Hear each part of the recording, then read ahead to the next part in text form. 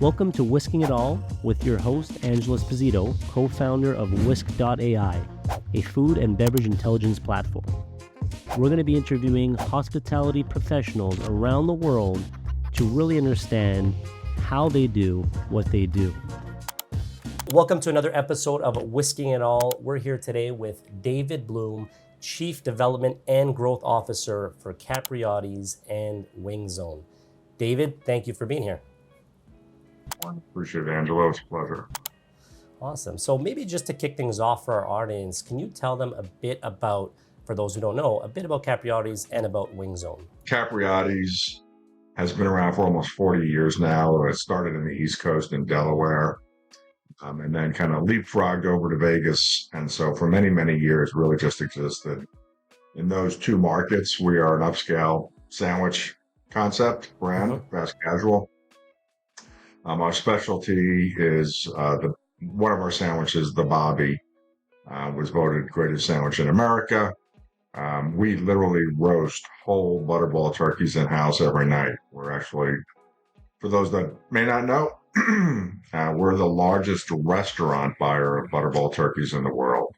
Oh, wow. Butterball raises a line of turkeys just for us called the Capriotti Super Tom. It's a larger bird that you can't buy in the stores. And so we're roasting whole turkeys just like you would at home.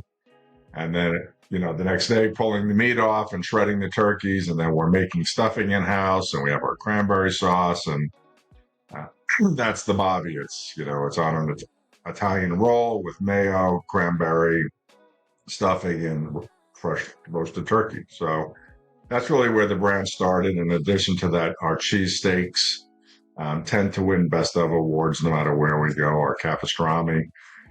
But Capriotti's is really all about having the best product we can possibly have. Our roast beef, the only roast beef we carry is Snake River Farms American Wagyu roast beef. Wow. I'll actually be up in Idaho next week with our team visiting Snake River Ranch and all that good stuff. So wow, very cool. We go to extremes to make the very best product we can. And, we have a very, very loyal following. We started going national about 5 or 6 years ago. We're open in 30 states today, actually opening in India as we speak. Looking to enter Canada, Mexico, some other markets, Middle East. So Capriotti's is just kind of off to the races, doing really well, has a great reputation. We acquired Wing Zone about 3 years ago and kind of have spent the last 3 years positioning Wing Zone for national and international growth. We've got about 85 units open, half domestic, half international. We'll open about another 25 this year. We'll have opened about 25 this year, next year call it 30, 35, and really position the brand, as I said, to be unique in terms of the marketplace. We've just recently introduced our line of Nashville hot chicken, which is really great, kind of continuing to play with the sauces and the rubs to make sure they're differentiated. Our tenders are the best that I've had anywhere, literally. Again, great product. Our chicken sandwich now is coming. In our new units is coming a King's Hawaiian roll, which is really delicious with our natural hot rub and homemade coleslaw and pickles. So just, again, having great product that's differentiated in the market. And the brand is, when we acquired it 3 years ago, didn't have any stores in development. Today, we've got about 150 in development, plus another 75 or so internationally in development.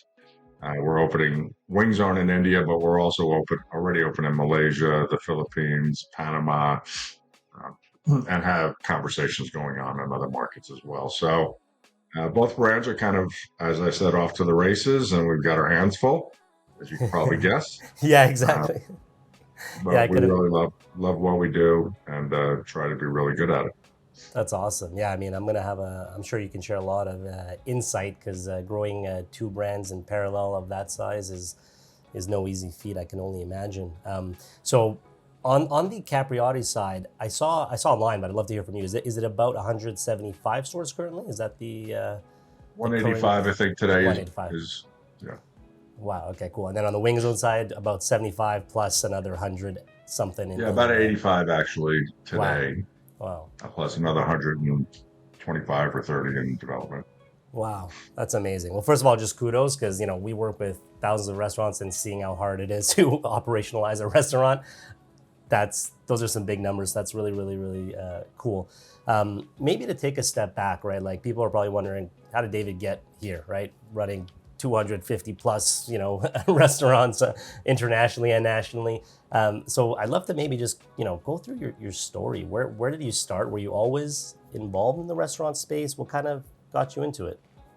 Yeah, I appreciate it. That's a great question. And I will have to admit, nothing has been by design or by some grand plan that I had. I'm definitely not that smart. I kind of stumbled into the business, in the restaurant business, as a kid growing up in New York, and grew up in the kitchen with a very successful restaurant company there, upscale. Today, my brother, who also worked there, is an executive. He's an executive chef. One of my sisters became a pastry chef, and Oh, one of my other sisters worked in the business for many years as well. So I did grow up in the restaurant business, and then came out to Vegas, UNLV, to the hospitality program out there, and then I got to really, frankly, over my career, work with and for some really just incredible people. And I have to say that I think that's one of the greatest things in our industry is the people you meet along the way that are incredibly generous and want you to be successful. And if you work your butt off and and are persistent, people will help you. And so years back, I worked for Norman Brinker in the go-go days at Bennigan's and Steak and Ale and all that stuff. And really got to run my own restaurants at a very early age, multi-million dollar businesses. You're 22, 23 years old running $10 million businesses, and you have no idea what you're doing, but you think you do.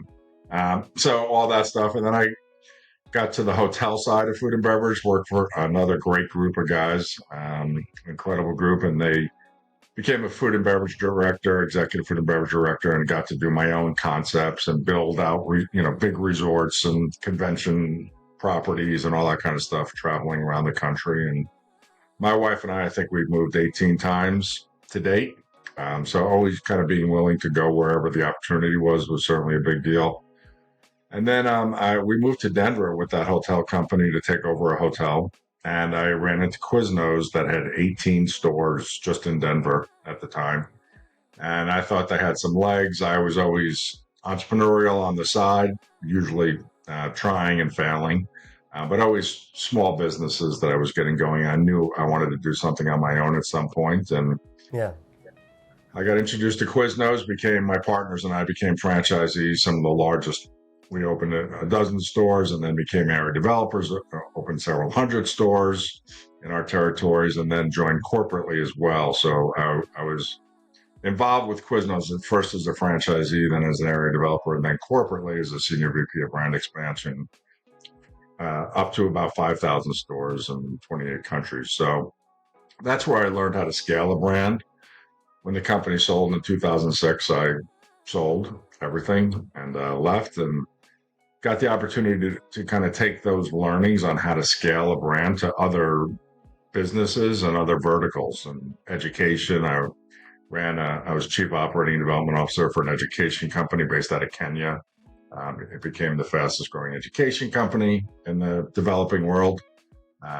Did home services, home heating, air conditioning, electric plumbing, and all that. And did a whole bunch of different verticals, had a consulting business and all that kind of stuff. And then I spent some time as chief operating officer for Famous Brands International, which owned TCBY and Mrs. Fields.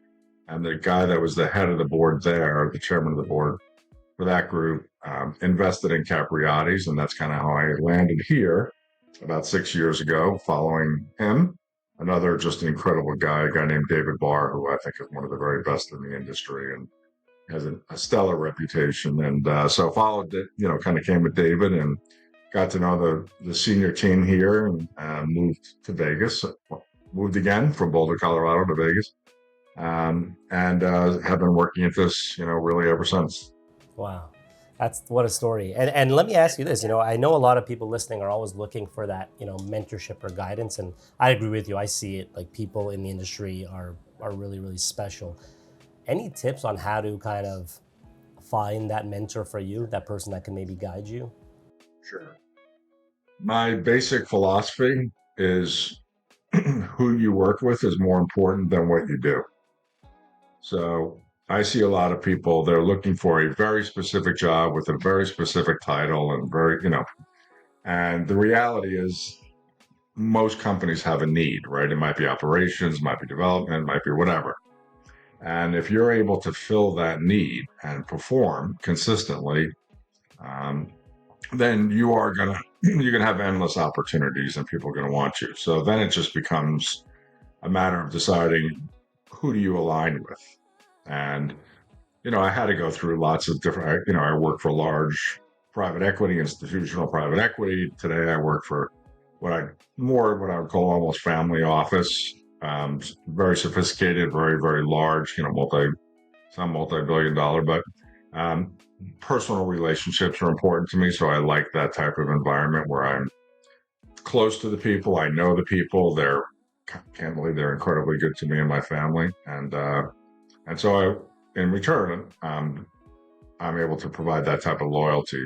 And as you said, this is not easy. What we're doing um, doesn't happen all the time, right? So there's lots of bumps in the road, and so working with a group that can help me and get smarter and better and all those things is also what I look for. And so once you find that, and it is hard to find, as you said, um, once you find that, sticking with it despite all the bumps in the road, performing and just kind of strategically figuring it out, cracking the code along the way over and over and over again, I Yeah. think is kind of the secret. Yeah, that makes sense. I mean, on our end, like what we try to do, and it sounds like you alluded to it as well, is try to align the team on the vision, and when people can see the bigger vision, generally that creates that loyalty, assuming they have the same vision, right? And it wins people out because if they don't have that vision, then it makes it clear. So which is always nice. And Yeah, I'd love to hear. So yeah, go ahead. Sorry. the only thing I would say is the vision tends to grow and Mm, pivot over time. So where yeah. we're going and what we're going to do, and what the opportunities are, that does change. What doesn't change are the values. Yes. And so True. I really try to align, and we as a company try to align with people first from the values standpoint, because the values will drive the vision, right? True. So True. we Agreed. spend a lot of time on that.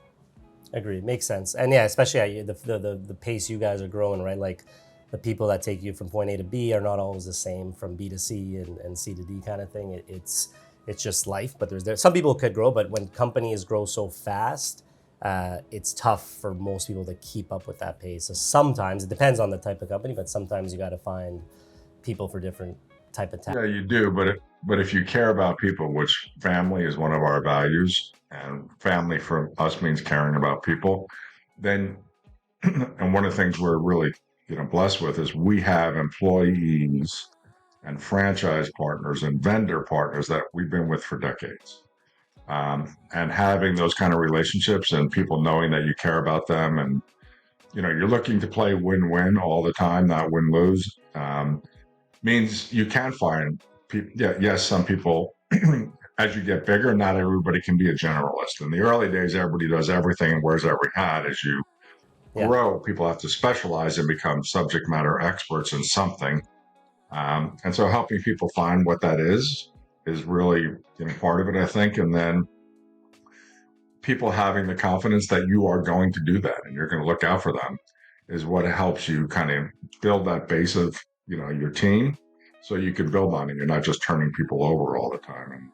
Yeah. And so Makes I sense. do have to credit Ashley, our CEO, and Jason, our president, because our values really started with them when they acquired the company almost 20 years ago. And so it's their personal values. And I obviously aligned with it, and everybody else that we bring on board. We're very clear about these are our values. This is who we are. If you align, great. If you don't, this is a good time to select out. Yeah. It's been better up front than finding out a couple years in or Yeah, something. totally. And I'd love to hear that story. So basically, roughly 20 years ago, yeah, Capriotti was started, or actually more? Was it 19? Was it going 76? Was it? It's over 40 years ago. It started in Okay. Delaware Yeah. in a little row house. It's Mm-hmm. actually, by the way, Joe Biden's favorite sandwich. He goes there all the time. Um, keep politics out of all conversations, right? But so it started in a little row house, and they were roasting turkeys, downstairs, and I think living upstairs. We actually still own that row house, bought it, and we still have a Capriotti's in the original row house. And Wow. obviously there was a line down the street, and they just started growing with family and friends. People saying, "Hey, let me open one down the street," and they did. So they grew organically in that kind of mid-Atlantic area for a while, Delaware. And then the owners like to come to Vegas. So anybody that's been to Vegas knows you can't come here without keeping a source of income, you know, going. So they started opening up some Capriotti's here, and they, again, found success. And Ashley and Jason, both who attended UNLV, were childhood friends. They literally grew up together. They have a great story about how that all went down, but had both gone on to their respective careers. Ashley in the finance world, very, very bright financially and in real estate, and very entrepreneurial, but incredibly bright, but more of a visionary. And Jason, degrees in computer science and mathematics and MBA, is very, very strategic, very data driven, very information, very tech forward.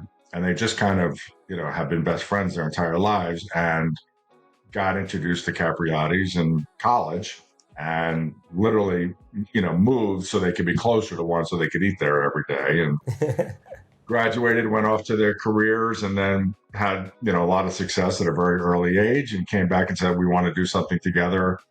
And, both came with one idea, and that is we want to do Capriotti's. So they approached the owners at the time, and, they were like 25, 26 years old. I mean, they were kids. And, approached him and convinced her to let him do one store, and one became three pretty quickly, and then decided, hey, we want to go out and do 30 of these someplace. And but there were only like 30 or 35 in the world at the time, and the owners, didn't, I don't think, wanted to have these two 25-year-old kids, doing that. So, but if you get to know Ashley, he doesn't take no for an answer very well. So he got super creative and said, well, then I want to buy the company, and raised the capital, and did that, and spent probably, the first 5 or 6 years just getting to know the business, understanding franchising, and building that infrastructure, that support. And one of the commitments Ashley and Jason always made was, we'll always invest ahead of growth. We'll always build the programs and the support. And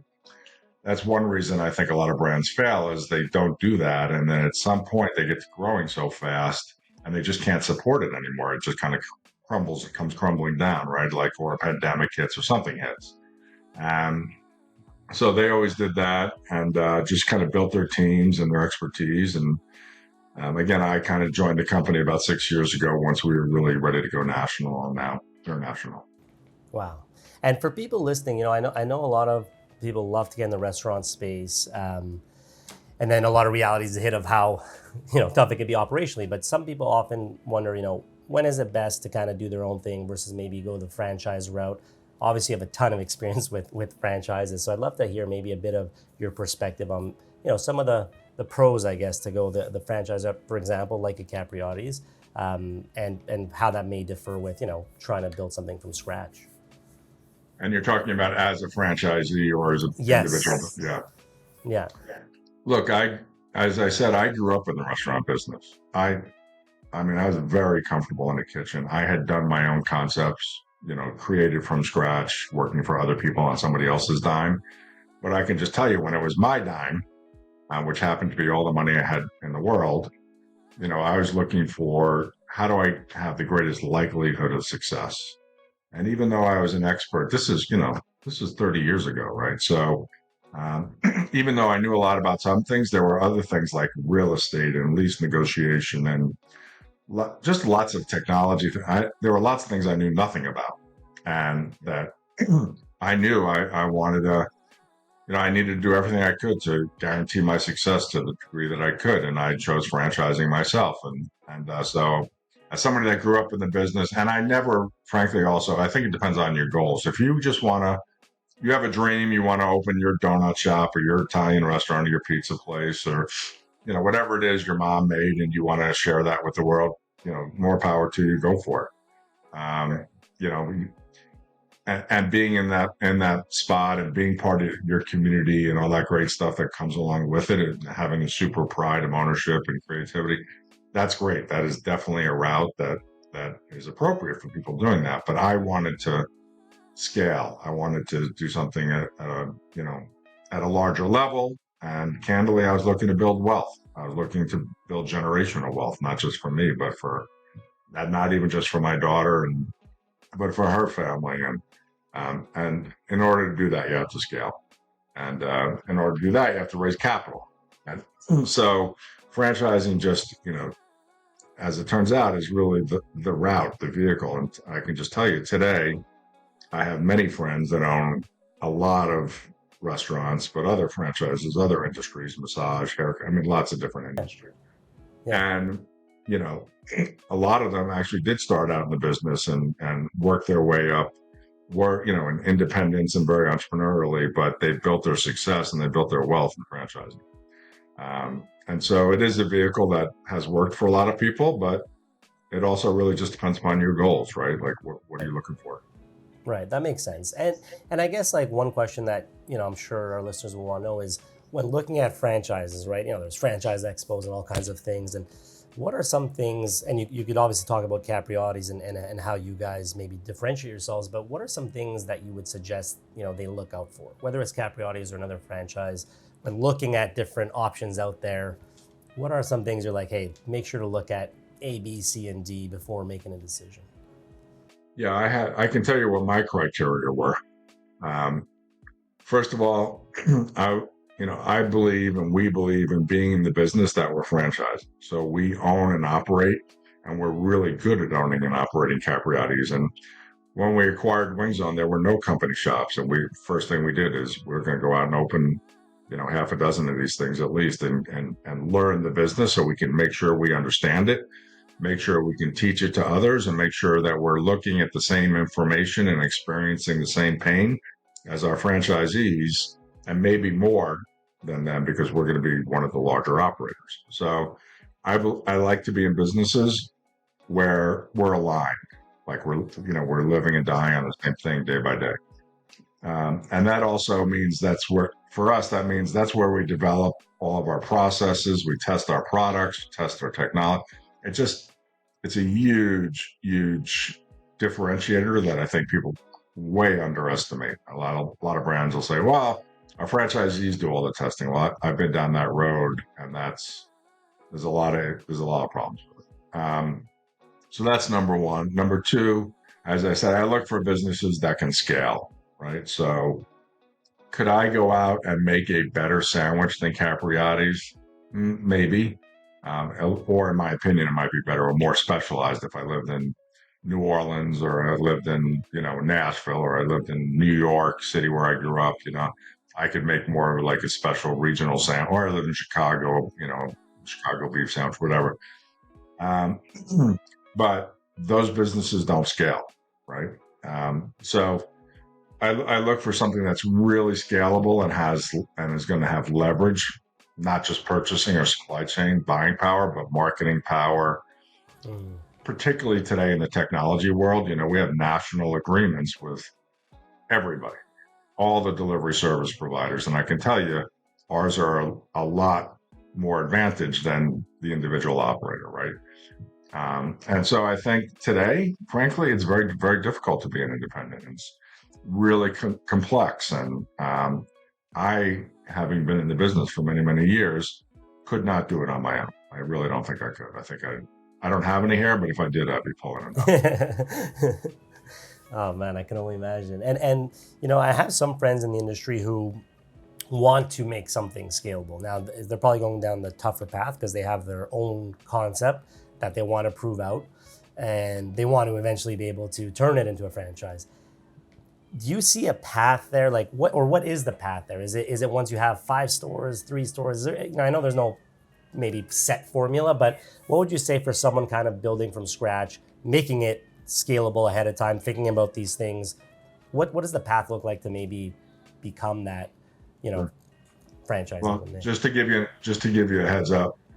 Yeah. So, I certainly didn't go into detail on everything I've tried, but at one point, my partners and I bought an existing fast casual Asian brand, Okay. and spent millions, and which was a lot of money to me at the time, and we failed. Just we were trying to compete kind of between Panda and PF Chang's.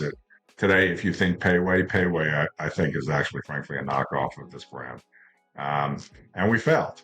And so I think, number one, it doesn't always work. Just I don't care how long you've been doing it, how smart you think you are, how great you think that, and our food was incredible, and there were lots of great attributes about it. But number one, I think you have to have an economic model that is really dependable. So, and there's three inputs. What does it cost you to open? What are your operating margins? And what's your top line, right? And those three things will give you sort of a return on investment model. And you need to be, certainly close, in the 30% or better range return on investment, in order to compete with a lot of other concepts that are out there. So I think you have to have an economic model, or a box economic model. People call it different things. And you have to have that locked down, and has to be replicable. That's the second thing, is people have to be able to do what you're doing, right? So that was one of the issues with our fast casual brand, was the back of the house, working the woks, the custom woks, and the cooking was really difficult. And it was kind of a specialty. And it was hard to find people to do that we could afford to pay at what we needed to pay in order to make our model work. And Right. so again, our food was awesome and I could do it, but I grew up in the kitchen, right? So having that, that replicable operational platform, where they can, if you do this and this and this, and you'll get that, and having that figured out so that it's really dependable, because that's like the opening line of every franchise agreement is, we have a proven model, basically, is what it says. And so you have to really figure that out. And it has to work not just in Biloxi, Mississippi, but it has to work in Boston and, everywhere else. And so proving that out takes time. As I said, Capriotti has been around for 40 years, Wing Zone for close to 30 years. So neither of these are overnight successes, right? I always tell people it's going to cost probably 6 times more than you think it is. And I'm being conservative here. And it's going to take at least 6 times longer than you think it is. And you might just use 10 as your multiple because it's easier and probably more accurate. Wow. So it's a lot more difficult. It's a lot more complicated. And then most franchise companies that I know, depending upon their average unit volume and their royalty flow and all, don't hit profitability till they're somewhere close to 100 units, anywhere from 75 to 150, depending upon how much they're forward investing for their growth. And like I said, we invest very heavily in growth. So even when we could have been profitable, we were pouring all that money back into building the teams and investing in technologies and all that kind of stuff. So thankfully, we had the blessings of the board and the direction of the board to do all of that. So that's the third piece, is you have to have the leadership in place. People that have been there and done that are not guessing at it. Right. That makes a ton of sense. And I wonder, you touched on tech. I'd love to maybe, we don't have to go too deep on it, but how important is tech, when it comes to, obviously I'm biased, I'm in the restaurant tech space, but I'd love to hear from your point of view, right? Someone that's growing these brands, as you guys are scaling these up, how important is tech to you? And what are some, examples of tech you guys are using?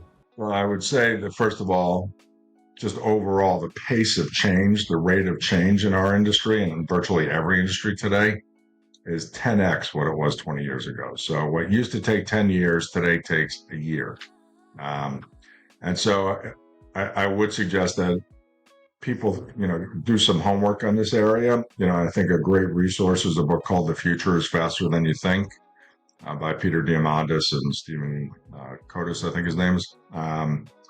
And it goes into every industry, but it has a couple of chapters on food and beverage and supply chain and everything else, real estate, finance, everything. there is no world that technology, artificial intelligence, robotics, big data, 5G, autonomous, vehicles. There's no world that's not going to be incredibly impacted by all of those advances. But what is changing and why it's changing so fast is all of those technologies for the first time, literally in history, are converging and coming together. So when you put robotics with artificial intelligence, with big data, with 5G, with autonomous vehicles, and put it all together, you get exponential growth and change. And so it is hitting us everywhere, and we candidly try to stay at the forward edge of it. So we're always testing, as I said. That's what we use our company stores for, our operations, is to try all of that, because when you're on the forward edge of technology innovation, a lot of things fail. Nothing works right away. It takes years to figure it out. But if you're on the forward edge, like we are, when things happen, like the pandemic, we were already really good at all the delivery service providers, and we were already good at making money at it. We already had deep relationships. We already had Ghost Kitchen, open with all the major Ghost Kitchen guys. We already had virtual brands. We had all that stuff in place when the pandemic hit, and had gotten either good or learned what worked and what didn't work. And so I think it's just essential. I'd say probably 30% of what we do today is technology. And I think long term, it's going to get closer to 40 or 50%. Wow. Like Wow. just picking a site, picking a good location, right? Like you Yeah. still have to have experience. You still have to have the right brokers. You still have to understand all the dynamics. But we utilize a platform called Tango Analytics, and we acquire all of the cellular data. So we know, for every market. So we know where people drive, where they live, where they work, where they stop, how fast they drive. We know their traffic patterns. We acquire all of our competitors' data. So we know what they're doing in revenue. What is the Domino's and Jersey Mike's and, Pizza Hut and Starbucks and everybody else doing. And then we know where all of our existing stores are and what their performance is and what their demographics are. And we know what all of the site attributes, the visibility, the access, the egress, the parking. And so this platform uses these ongoing learning algorithms that take our existing stores' performance with all those dynamics and project what those new locations are going to do. And that's, so real estate for us is 50% scientific or data driven and 50% experience. Because data only knows what's already happened. It doesn't know what's going to be happening, what's happening in that market going forward. So, Right. it's become hugely important to our success being able to pick the right site, right? That's just one little piece of our business, but there's a good application. Yeah, big time. And it was actually something that I wanted to ask you is, I imagine, being the in charge of growth, one of the challenges must be, you alluded to it before, but opening in Boston versus New York versus whatever, right? There's so many different markets and regions. And so how do you kind of, and this might be a loaded question, but maybe you give some nuggets over here. How do you handle, let's say, the fast pace of different areas, making sure that things are set up for success, the marketing, there's so many pieces that go into that puzzle. How do you kind of navigate that? Well, first of all, you have to have great people. You have to have really strong teams and leadership for marketing teams and real estate teams and supply chain teams, technology teams, finance teams. Again, we're investing in building those teams, and each of those teams has to build out their technology stack and what, their process. And then we have to find local people, the right brokers in the market that are in the deal flow, that know, hey, Starbucks is planning to move across the street. They haven't even told the landlord yet, but next year they're building a freestanding building. Their space is going to come up, and we can get in there early. Or these guys are not doing well. I know the land. So there's this combination of art and science that have to be married, I think, together, and it has to be run by a great team that's really passionate, because that real estate director needs to be able to, with our franchise partner, with our broker, go out into the market and knock on the doors and ask the managers, hey, how's your business doing here? How's lunch? How's dinner? What do you say? It's that combination of I think, great people, great technology and data, and really experience in doing this. Because, as I said, you're going to learn and stumble along the way, and learning how to take your brand from, Boston to LA, opening in a new market where nobody knows you, no one's heard about you, and frankly, they don't care about you. And there's a bunch of competitors that have been there for decades. Like, learning how to open in new markets is a skill set in itself. It's very marketing driven, and you really have to know your brand and what drives the success of your brand, not in markets where everybody knows you, but in markets where no one's heard of you. And Right. so it's a whole new competency that you have to master. Right. And I can only imagine, you mentioned like, you guys are going international, and I think you mentioned India. So I can assume that's going to be totally different or somewhat different marketing and different, a lot of different work. So I'd love to maybe touch on that, because I'm sure that's no easy feat. It's very different. I think I've worked in some 30 countries to date, in various degrees. And so every region, every market, not every product plays in every market. Some parts of the world eat sandwiches. A lot of the world eats chicken, which is why Wing Zone does so well internationally. And some parts of the world don't eat sandwiches. And then there are other parts of the world where, frankly, I just don't like to do business. It's just not, I don't feel safe. I don't feel comfortable. And so knowing the regions, knowing, where to go and where not to go, I think is really helpful. So again, having an experienced team that's done this before and has a track record, partnering with the right people in the market, because there are some incredibly successful international companies out there. Some of the largest food companies in the world are not in the U.S. I'll say, and these are just behemoth companies that are just incredibly good at what they do and really smart. So partnering with the right people. And then just think about it. You're going to have to set up your entire brand all over again. Supply chain, IT, marketing, all of your design and construction, everything, all of your support services. You're going to have to set that all up in the country, which means somebody's going to do it, either you or your development partner. And so knowing how to do that and going through all, how you're going to get your product there, or you're going to replicate your product there. Frankly, it's a lot of work. It's a long-term commitment. Yeah, that makes sense. I can only imagine, because like you said, you're kind of restarting, from scratch in terms of that perspective of building all that, those playbooks and that infrastructure. One thing that came to mind is as you guys are growing at such a fast pace, and I know obviously quality is top notch at Capriotti's, as you alluded to with the food and the ingredients you guys use. One of the challenges I think restaurants sometimes face is as they scale, sometimes people say, the quality went down because, how do you guys handle that kind of challenge of, keeping quality with such high volume? Yeah, I think we're blessed again with these great vendor partners that are committed to our growth. And we have from time to time had to invest in their growth. Like, they might have to make substantial capital investments, and that means they need to have commitments from us and even financial participation from us. So our relationship with, say, Butterball is just incredible. And they've been incredible partners and remain incredible partners, but we've been loyal to them. Obviously, we could probably buy cheaper turkey someplace.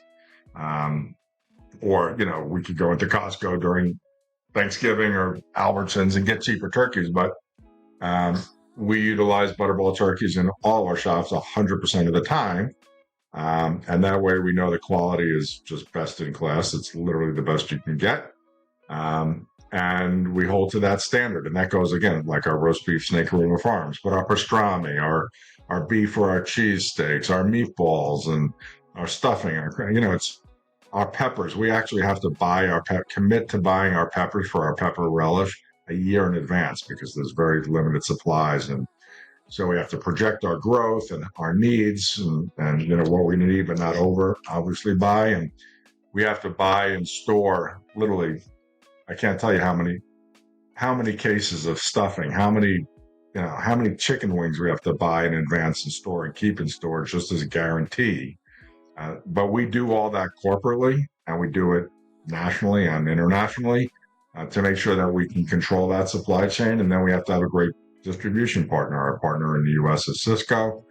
And I can tell you that's a tough business too. Like, just, they've had many, many challenges getting drivers, and they have their own challenges. And so being committed to them and working closely with them, our dressing, I was just at Ken's Food, which does our dressings for Capriotti's. They do our mayo. Like you can't buy our mayo on the shelf anywhere. It's specifically made per our recipe, and it's different. It's very different. And but by having great partners like Ken's that are able to help us not just manage supply chain and guarantee it, but be very forward thinking and where are things going and what are the possibilities. And it's really exciting to be able to work with those people. Going up to Snake River Farms next week is going to be great. And we're really, to see what they're doing and have that kind of relationship is just incredibly valuable. Yeah, I can only imagine. And I guess maybe to just kind of segue for people listening, obviously I'd love for them to hear a bit about maybe the process of whatever you can share when it comes to maybe owning a Capriotti or actually and owning a wing zone. So, I'd love to learn, we're super analytical, we're in the inventory space and recipe costing. So we help restaurants with all that good stuff to understand their margins. So I'd love to maybe, chat a bit about that. Like what does owning a Capriotti look like, from let's say just a operational perspective, but also just from a numbers perspective, Sure. Well, first of all, we're in the fast casual space, right? Like we're not QSR, we're not full service.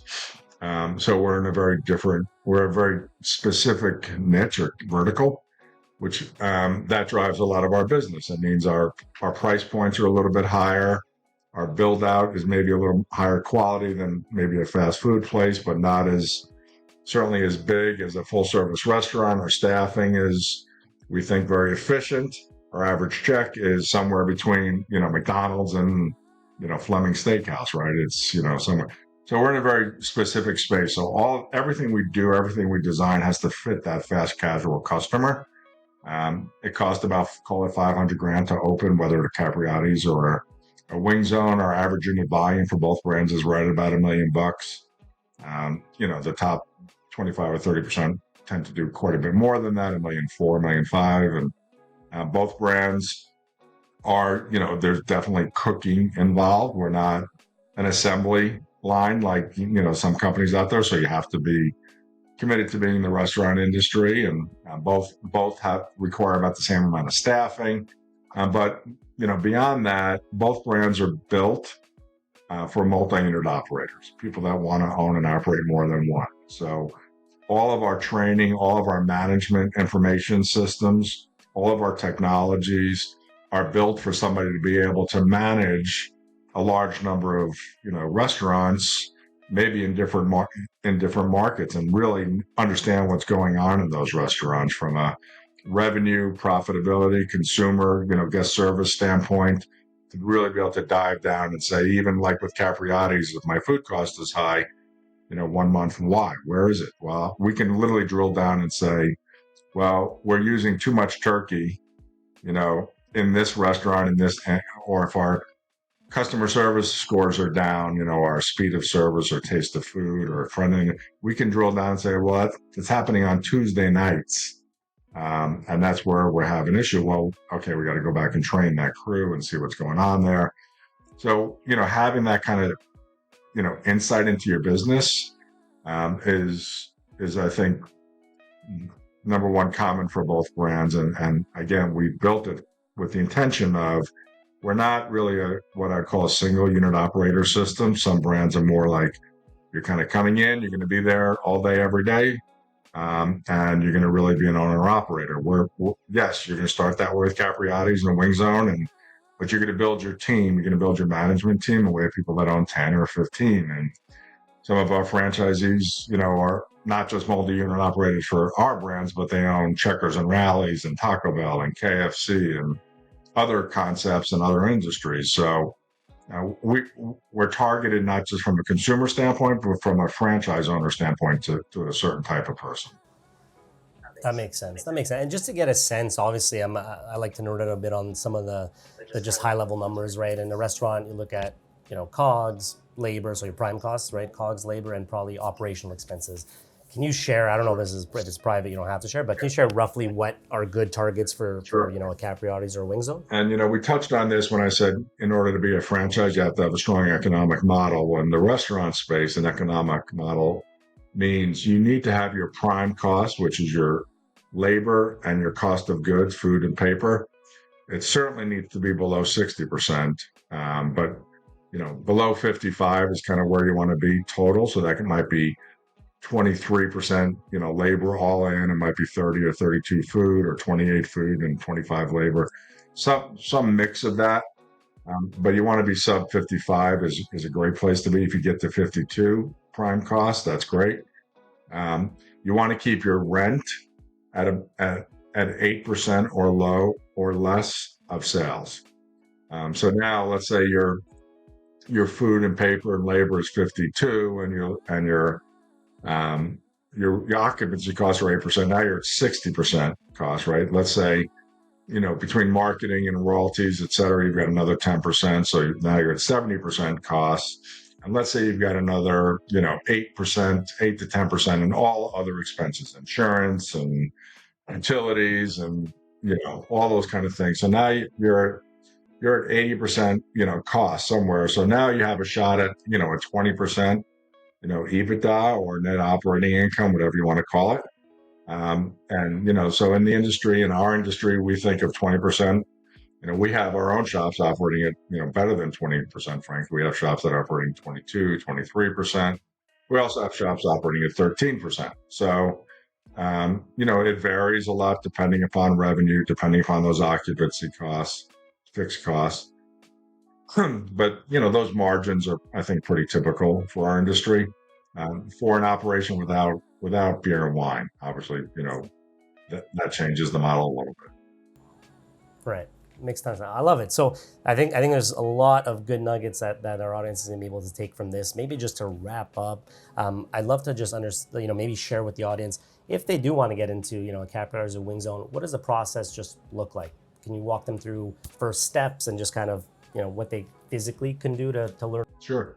Look, we try to be 100% transparent to help people make the right decision. That's our philosophy. So we're going to tell you everything we can about us and who we are and how we do business right up front to help you make a good decision. And then we kind of let the laws of natural selection kind of take it from there. So you can just go to ownercapriottis.com, or you can go to Wing Zone Franchise, either site, and there's a ton of information. You can get our franchise disclosure documents. You can, we send out, once you inquire, you're going to be quote unquote on our mailing list. And we have about, I think, 90 emails that go out to people that are not about, hey, buy a franchise. They're about, this is how we think about the business. This is how we think about supply chain or training or marketing or real estate, to kind of educate people on what it is we do and how we do it. Again, to help them make a good decision. Are we a good fit for them, and vice versa? And that's our process, just to be 100% transparent. You'll meet the team. You'll meet all the major department leaders along the way. We do monthly webinars. We do everything we can to just open up the funnel. And at the end of the day, we get about, between the two brands, we get about 10 to 12,000 inquiries a year for people interested. And we actually move forward with less than 1% of them. So just to give you, and again, it's always people saying, yeah, this is, and a lot of times, interestingly, people that we do move forward with are people that have inquired a year or two ago, or even 5 years ago. They're like, hey, I love you guys. I'm following you guys. It wasn't the right time for me. This is the right time for me, or whatever. So for us, our reputation is everything. And so we do everything we can to maintain that. That's amazing. Well, you heard it here, guys. David Bloom, Chief Development and Growth Officer at Capriotti's and Wing Zone. Thank you for being here. Thank you for sharing this wealth of knowledge with our guests. Of course. This is always really fun to do for me, to get to talk about what we do and what we're so passionate about. So thank you, Angela. Feel free to check out whisk.ai for more resources and schedule a demo with one of our product specialists to see if it's a fit for you.